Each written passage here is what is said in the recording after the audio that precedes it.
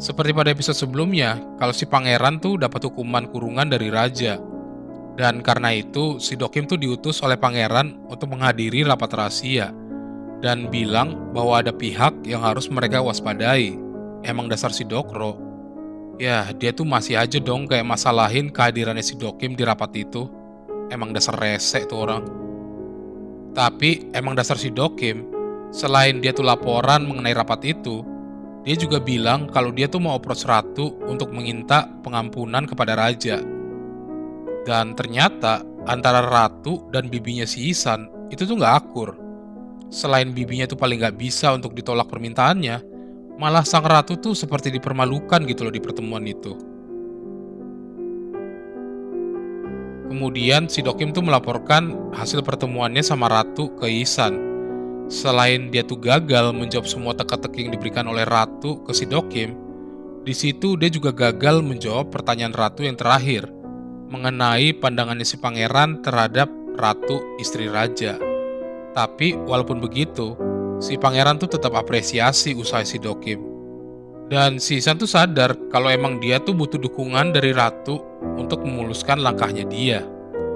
Dan ternyata semua jawabannya si Dokim, walau dianggap sama orang lain tuh salah, tapi secara maknanya tuh ternyata bisa ditangkap gitu loh oleh ratu.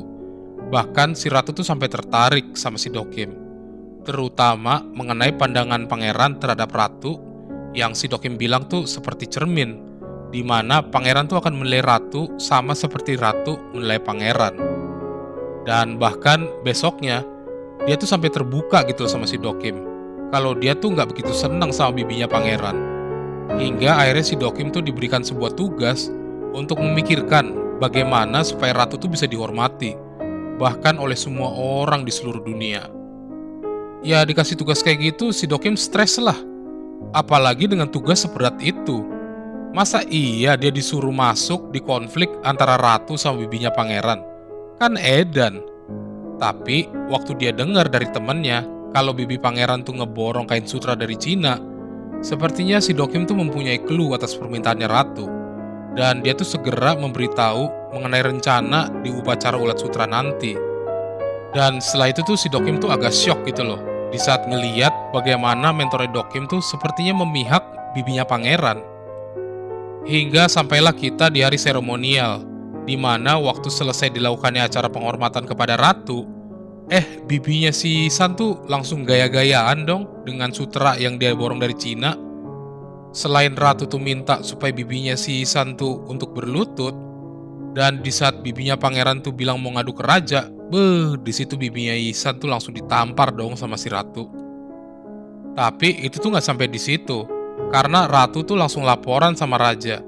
Dan bagaimana dia tuh melakukan itu semua, selain karena bibinya pangeran tuh terlalu menyanjung sutra yang dibeli dari Cina, dia tuh menghukum bibinya pangeran itu sebagaimana ibu menghukum anaknya sendiri. Dan si raja tuh nggak keberatan gitu loh. Tapi yang bikin raja tuh agak sedikit kaget, itu tuh di saat ratu minta supaya hukuman terhadap pangeran tuh dihentikan.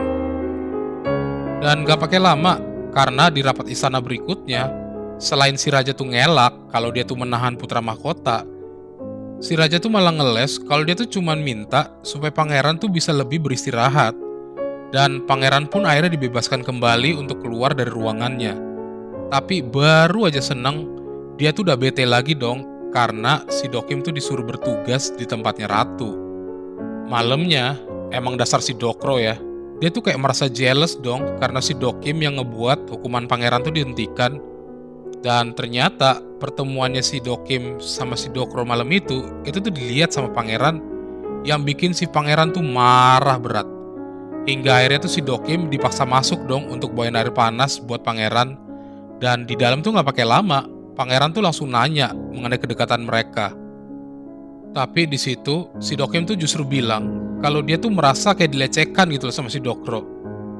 Dan si pangeran tuh masih aja ngeles karena takut kalau dilihat orang di saat mereka berdua tuh bisa jadi yang macem-macem gitu loh. Ya walaupun begitu, si Dokim tuh tetap berterima kasih gitu loh atas rasa khawatirnya pangeran terhadap dia.